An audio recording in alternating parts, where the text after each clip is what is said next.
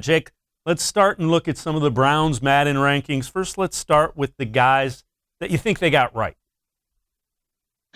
Yeah, I certainly think that the Madden stuff is funny. I mean, it's a game that everybody plays, and yeah, at the end of the day, it's just a video game. But this is a video game played by NFL players who care about how their likeness is presented. They talk about it all the time. It's one of the few football games that remain on the market. So while it's kind of trivial to talk about them, it's interesting because it's really how the community feels about those players. So it's interesting to see sort of how Madden ranks them and how the players react to them. So like guys I thought they got right, Odell Beckham as a 96, a guy who's an effective route runner, a guy who's going to be effective at getting open off of short catches, things of that nature. He's a guy that they gave, I think, the fourth best rating to a wide receiver, and it feels right. Myles-Garrett is the fourth-ranked defensive end. The defensive end sort of categorizations get a little wonky in video games because there's 3-4 and 4-3 guys, but Myles-Garrett is a 91, guy that can win with speed and power. I think they got him ultimately right, which I think is obviously very important to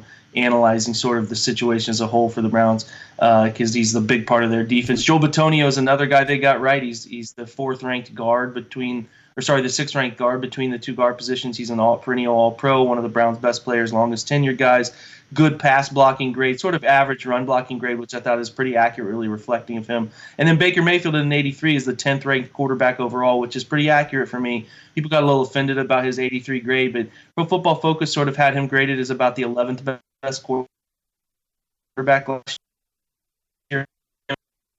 Back in this rating system with an opportunity to shoot up the rankings feels pretty good. They got his accuracy on the move right. I think they have some of his stuff in terms of how he's sort of at the good accuracy but not elite. The throw power is good.